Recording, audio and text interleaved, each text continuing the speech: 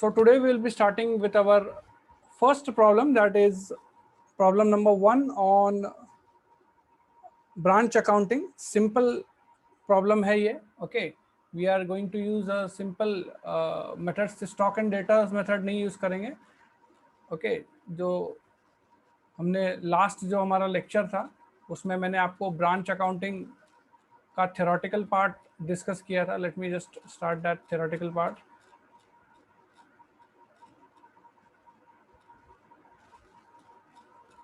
ये okay, we had discussed the branch accounting, meaning of branch accounting, types of branch, features of the dependent branches.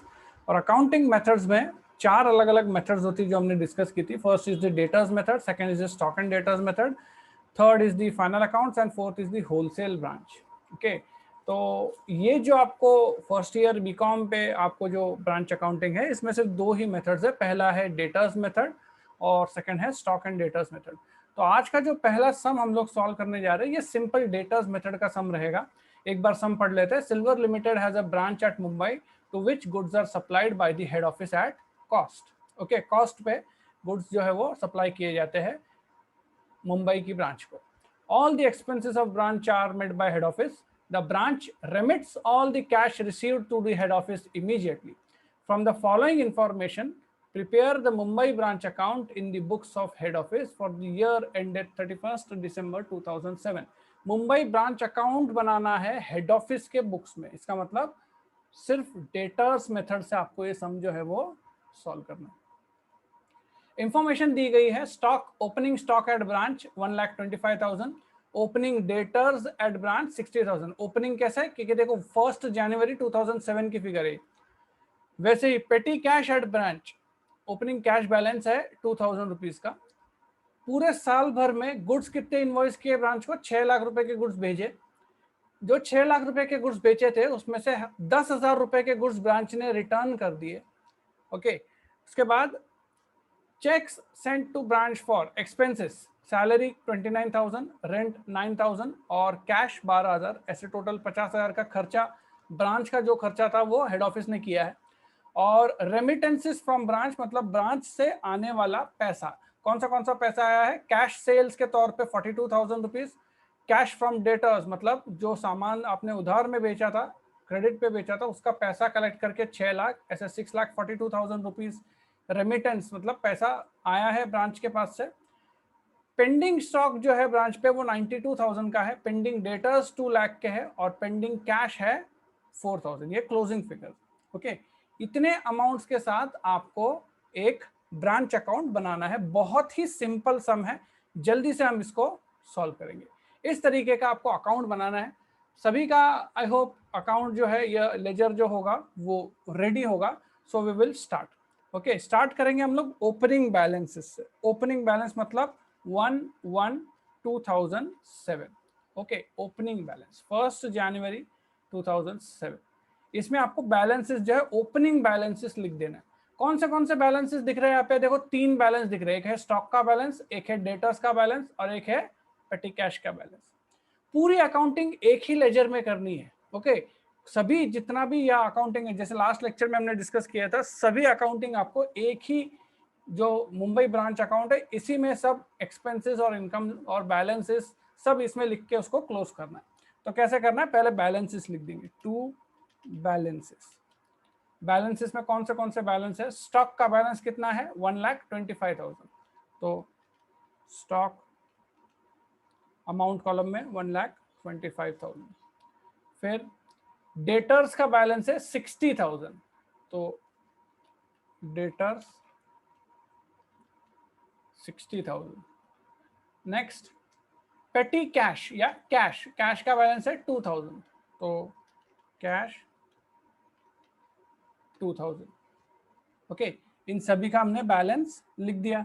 Okay, क्या किया, जो भी balancing amount है 1,25,000, 60,000 और 2,000 balances लिख दिए. उसके बाद देखो क्या है, goods invoiced to the branch. Okay, branch को आपने गुड्स भेजे.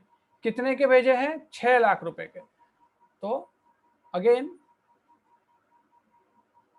जो भी खर्चा आता है, ओके आपके लिए, या जो भी डेबिट वॉट जो भी एक्सपेंसेस होता है, या इट्स अ नॉमिनल अकाउंट, तो यहाँ पे आप आपके लिए ये एज एन एक्सपेंडिचर ट्रीट करोगे। आपने गुड्स भेजे, ब्रांच को भेजे आपने गुड्स, तो इसको आप लिखोगे to goods sent to branch. कितने, मुंबई ब्रांच को कितने गुड्स भेजे हमने? 6 लाख रुपीस के। देखो 6 लाख रुपए के गुड्स हमने मुंबई ब्रांच को भेजे, तो सीधा आप इसको डेबिट कर दो, 6 लाख रुपए के गुड्स हमने मुंबई ब्रांच को भेजे। तारीख क्या होगी अब यहाँ पे? इसमें कोई डेट नहीं होगी। देखो कब भेजे है, ये इनिशियल प्रिलिमिनरी लेवल का सम है, इसमें कोई सम में तारीख वगैरह नहीं होगी। तो आप यहाँ पे डेट में क्या डालोगे? 1 जन टू 31 दिसंबर। ओके 1 जन टू 31 दिसंबर। ये पूरा जो भी आगे का ट्रांजैक्शन होगा ये सब इसी तारीख में होने वाला है, बार बार डेट्स डालने की जरूरत नहीं है। To goods sent to branch 6 lakh. उसके बाद गुड्स रिटर्न्ड फ्रॉम ब्रांच। देखो जो गुड्स हमने ब्रांच को भेजे वो डेबिट किए, 6 लाख रुपए के गुड्स आपने ब्रांच को भेजे, उसमें से 10,000 के गुड्स ब्रांच ने रिटर्न कर दिए। तो जो गुड्स रिटर्न कर दिए वो कहाँ पे लिखेंगे? अगर भेजे हुए गुड्स को हम डेबिट में लिख रहे हैं तो रिटर्न वाले गुड्स को हम कहाँ पे लिखेंगे? क्रेडिट साइड पे लिखेंगे। ओके तो अब यहाँ पे ऊपर नहीं लिख देना है, क्योंकि ऊपर जो दूसरी इंपॉर्टेंट चीजें आएंगी, सेल हमेशा जनरली देखो हम लोग जब प्रॉफिट एंड लॉस या बैलेंस ट्रेडिंग अकाउंट या प्रॉफिट एंड लॉस अकाउंट बनाते हैं तो सेल्स वगैरह को सबसे पहले लिखते हैं। ओके तो डायरेक्ट रिटर्न्स को पहले नहीं लिखते, पहले सेल्स को लिखते हैं। इसके लिए 4-5 लाइन छोड़ देना यहाँ पे, और बाय गुड्स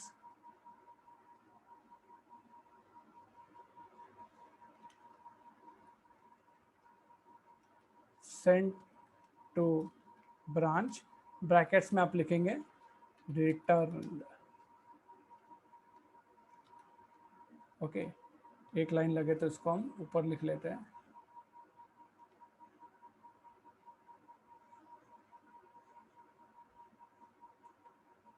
अमाउंट लिखेंगे 10,000। ओके अमाउंट लिखेंगे 10,000। नेक्स्ट, अब जो खर्चा हुआ है उसके बारे में इंफॉर्मेशन है। सैलरी के लिए 29,000, रेंट के लिए 9,000 और कैश के लिए 12,000। ऐसे टोटल आपने 50,000 रुपए का खर्चा किया है। खर्चा कैसे किया है? कैश में किया है क्या चेक दिया है? तो देखो क्लियरली यहाँ पे लिखा है चेक दिया है, मतलब ये खर्चा बैंक से हुआ होगा। तो आप यहाँ पे लिखेंगे टू बैंक अकाउंट, और इसमें लिखेंगे पहले सैलरी, सैलरी के बाद लिखेंगे रेंट, और रेंट के बाद लिखेंगे पेटी कैश।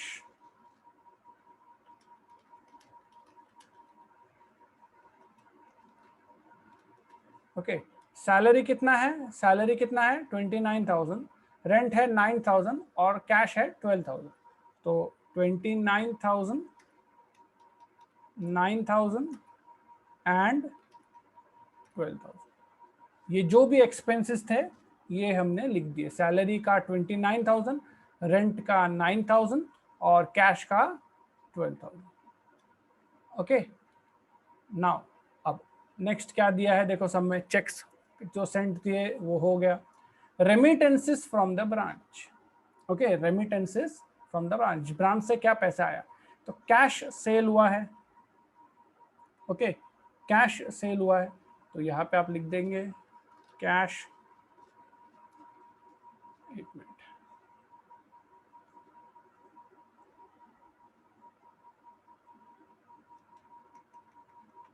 Bye cell. ओके कितना सेल हुआ है? कैश सेल कितना हुआ है अपने को? 42,000 रुपीज़ का पैसा कैश में मिला है, और वो पैसा ब्रांच ने क्या किया है? हेड ऑफिस को ट्रांसफर कर दिया है, वो लिख दिया। नेक्स्ट, कलेक्शन फ्रॉम डेटर्स कितना है? 6 लाख। कलेक्शन फ्रॉम डेटर्स कितना है? 6 lakh.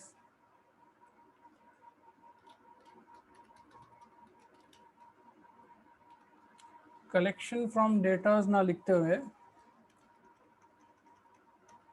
Cash from debtors, 6 lakh rupees का कैश हमको डेटर्स के पास से मिला है। ओके, चलो मार्क करते जाओ, ये सभी एंट्रीज हो गई, ये सभी एंट्रीज हो गई, ये भी हो गई। अभी क्या बचा है, क्लोजिंग स्टॉक की एंट्रीज डालनी बाकी। स्टॉक का क्लोजिंग स्टॉक है 92,000, डेटर्स का क्लोजिंग बैलेंस है 2 लाख और पेटी कैश है 4,000 रुपए। तो अब देखो यहाँ पे हमने डेट कहीं पे भी नहीं लिखी थी। ओके, तो ये पूरी के पूरी जो है यहाँ पे ये जो डेट्स है, इसका डेट हमको पता नहीं है, तो हमने जैसे यहाँ पे लिखा था सेम हम यहाँ पे भी लिखेंगे। ये सब 1 जन से 31 दिसंबर के बीच में कहीं पे तो भी हुए हैं ये transaction, sale, collection from debtors वगैरह वगैरह। और जो क्लोजिंग बैलेंसेस है उसके लिए हमको हमारी डेट पता है। क्लोजिंग बैलेंस के लिए हमेशा कौन सी डेट लोगे आप, बताओ जल्दी से, क्या डेट लोगे क्लोजिंग बैलेंसेस के लिए? 31 दिसंबर। करेक्ट, 31 दिसंबर 2007। तो यहाँ पे लिखेंगे by balance carried down. Okay, कौन सा बैलेंस है, देखो स्टॉक का बैलेंस है और कैश का बैलेंस, कैश का बैलेंस के पहले डेटर्स लिखना पड़ेगा, डेटर्स का बैलेंस है और पेटी कैश का बैलेंस। 3 चीजें देखी थी ना हमने। स्टॉक का कितना बैलेंस है, 92,000 स्टॉक है, तो स्टॉक में लिख दो 92,000। ओके, डेटर्स में देखो कितना है, डेटर्स में 2 लाख रुपीस, तो डेटर्स में लिखो 2 लाख। और पेटी कैश में है 4,000, पेटी कैश के लिए लिख दो 4,000। ओके, अब सब में जितना भी था हमने सब एंटर कर दिया है। जस्ट अभी टोटल लो और क्या वहाँ पे बैलेंस आता है, डेबिट साइड पे बैलेंस आता है या क्रेडिट साइड पे बैलेंस आता है, बताओ। मेरे हिसाब से तो डेबिट साइड पे ही आपका डिफरेंस आएगा, प्रॉफिट का फिगर आएगा। देख लो एक बार, बताओ मुझे, क्रेडिट का टोटल लेके बताओ पहले तो कितना आ रहा है।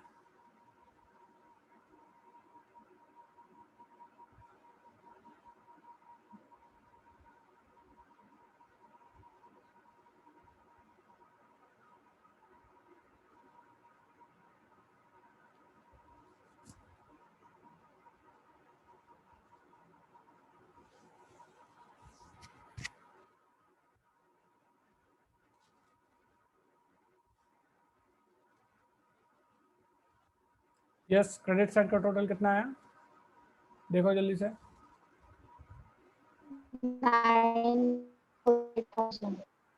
9,48,000। ओके, और देखो सभी का 9,48,000 आ रहा है, देख लो एक बार।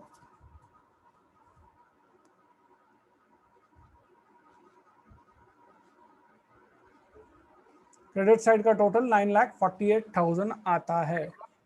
ओके, डेबिट साइड का टोटल थोड़ा कम आएगा देखो, क्योंकि यहाँ पे फिगर्स कम है, 8,37,000 ही आता है। 8,37,000। मतलब प्रॉफिट का फिगर कहाँ पे आएगा, प्रॉफिट आ रहा है आपको। ओके, आपको प्रॉफिट आ रहा है, ब्रांच के ट्रांजैक्शन से प्रॉफिट आ रहा है, तो आप कैसे लिखोगे इसको, यहाँ पे लिखोगे to profit transferred to general profit and loss account, to profit transferred to general profit and loss account. Okay, general profit and loss account को प्रॉफिट ट्रांसफर किया, कितना, 1,11,000 आ रहा है देखो। 1,11,000।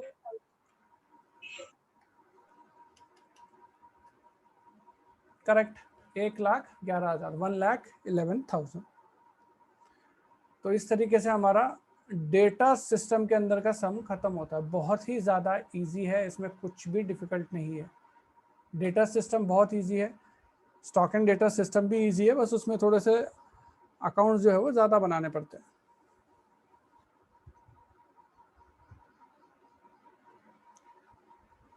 Okay, is it done? लिख लो जल्दी से, हो जाए तो बताओ मुझे, नेक्स्ट प्रॉब्लम शुरू करेंगे।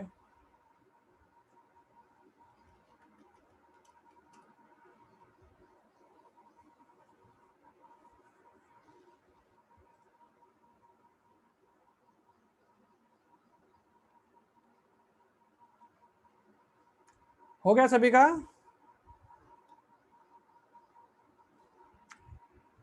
Okay, now we will go for the next sum. First sum हो चुका, सेकंड सम देखिए।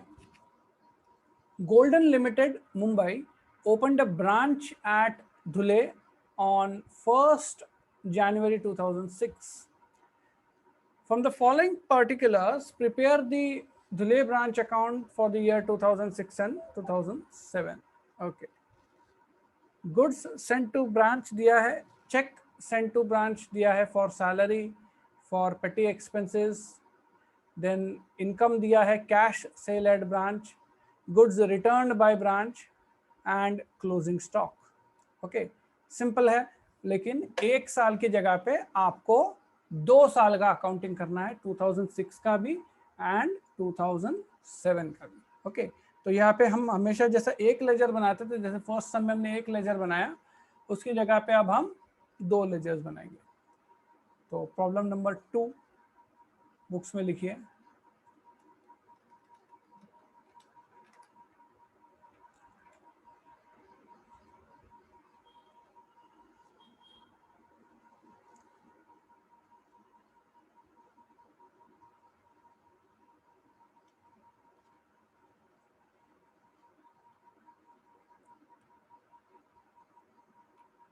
हेडिंग हमारी चेंज नहीं होगी। इन the books of head office की जगह पे जैसे यहाँ पे क्या आएगा, अब देखो, in the books of Golden Limited आएगा, Golden Limited Mumbai.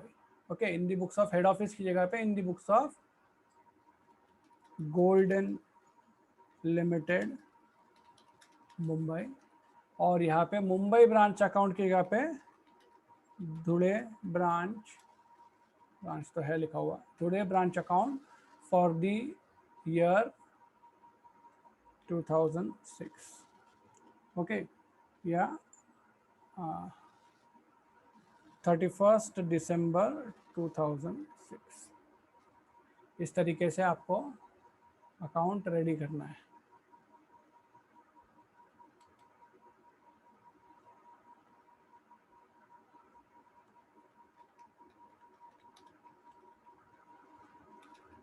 Date, particulars, amount, date, particular, amount.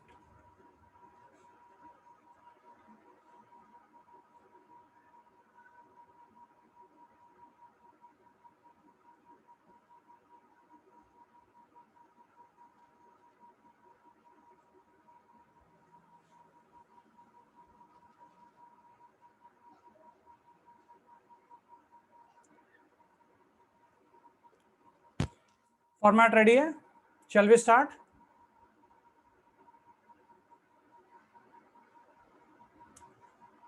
Okay, let us start. सबसे पहले हम लोग अकाउंटिंग करेंगे 2006 के लिए। ओके, सबसे पहले हम लोग अकाउंटिंग करेंगे 2006 के लिए। तो 2006 के लिए शुरुआत करते हैं। गुड्स सेंट टू ब्रांच 20,000, कहाँ पे पुट अप करोगे इसको, बताओ? Goods sent to branch, okay correct, debit side. तो to goods sent to branch कितना है, देखो अमाउंट 20,000 रुपीज। तो लिख दो सीधा 20,000 rupees goods sent to branch. Next, cheque sent to branch for salary, for petty expenses and cash sales. Cash sales अलग है, लेकिन चेक सेंट टू ब्रांच मतलब यहाँ पे आपको क्या करना है, डेबिट करना है, क्रेडिट करना है, ये दोनों को, सैलरी और पेटी एक्सपेंसेस को क्या करोगे,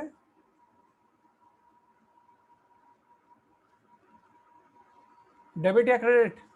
खर्चा है, debit. Debit.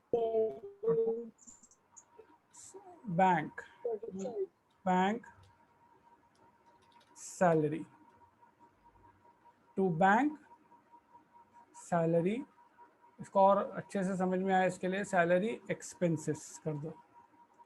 Okay, to bank salary expenses कितना है 4800, तो 4800 लिख दो। उसके बाद अगला खर्चा क्या हो रहा है पेटी एक्सपेंसेस, तो वो भी to bank petty expenses. Petty expenses कितना है 1000। Okay, to bank petty expense. Next, cash sale at branch 35,000। Okay, cash sale कहाँ पे लिखोगे, debit side credit side? Credit. Credit by cash sale 35,000। Okay, next, goods returned by branch कहाँ पे post करोगे? Goods return by branch, credit. Correct, by goods returned by branch कितना है देखो 900 rupees. Okay, 900। Next,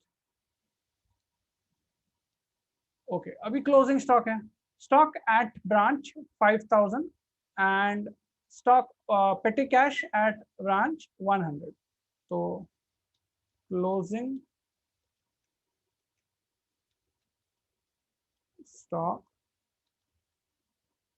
stock 5000, 5000 रुपए का closing stock है और 100 रुपए की कैश बची है।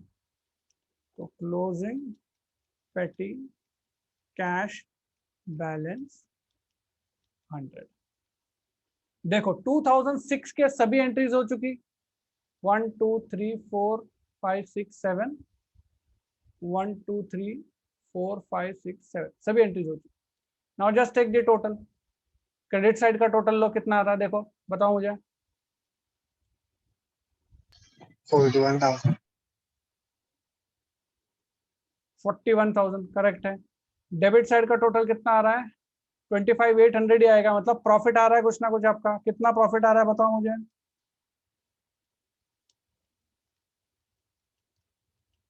15,200 15,200 15,200 देखते हैं, करेक्ट है 15,200। ओके, तो ये हो गया हमारा 2006 के लिए अकाउंटिंग।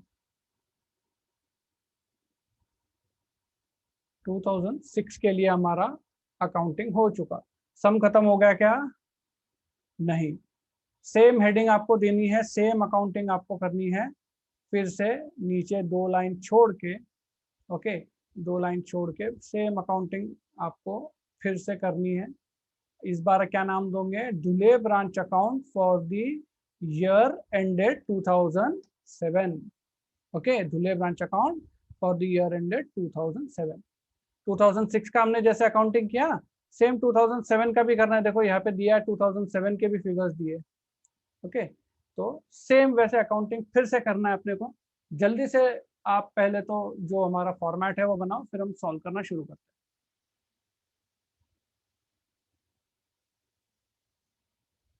हैं। जल्दी से बनाओ बेटा, टाइम कम है अपने पास। Yes sir. हो चुका? ओके, अब देखो अकाउंटिंग एंट्रीज तो यही आएगी वहां पे, जो अभी हमने सॉल्व किया ना, वही अकाउंटिंग एंट्रीज फिर से आएगी, क्योंकि उसमें कोई चेंज नहीं होगा। सिर्फ 2 चीजें नहीं आएगी, न्यू 2 चीजें रहेगी। यहाँ पे कोई ओपनिंग बैलेंस नहीं था 2006 में, कोई ओपनिंग बैलेंस दिख रहा है क्या? नहीं। लेकिन 2006 जब खत्म हुआ तब आपके पास क्लोजिंग बैलेंस था स्टॉक का 5,000 और पेटी कैश 1,000, 100 रुपए, सॉरी। ओके, तो ये जो 2006 का क्लोजिंग बैलेंस है, ये 2007 का ओपनिंग बैलेंस कहलाया जाएगा। समझ में आ रहा है? 2006 का जो स्टॉक का क्लोजिंग बैलेंस है ना, वो 2007 में ओपनिंग बैलेंस में आप लिखोगे, बस उतना ही नया है। बाकी की जो हमारे अकाउंटिंग एंट्रीज है, वो अकाउंटिंग एंट्रीज वैसे की वैसी इस सम में हमको फिर से सॉल्व करनी। ओके, तो सबसे पहले हम क्या करेंगे, to opening balance of stock and petty cash. Stock का ओपनिंग बैलेंस बताओ मुझे कितना है? 5,000. करेक्ट। और पेटी कैश बुक का 100। ओके, पेटी कैश का 100। बस यही नया था, बाकी अभी जो फिगर्स थे वो वैसे के वैसे लिखने। गुड्स सेंट टू ब्रांच 30,000, तो यहाँ पे हम लोग लिखेंगे गुड्स सेंट टू ब्रांच 30,000। उसके बाद cheque sent to branch for salary 6,200, तो टू बैंक सैलरी एक्सपेंसेस जैसा ऊपर लिखा था वैसे same 6,200। Next, checks sent to branch, okay, to bank petty expenses 600, okay, to bank petty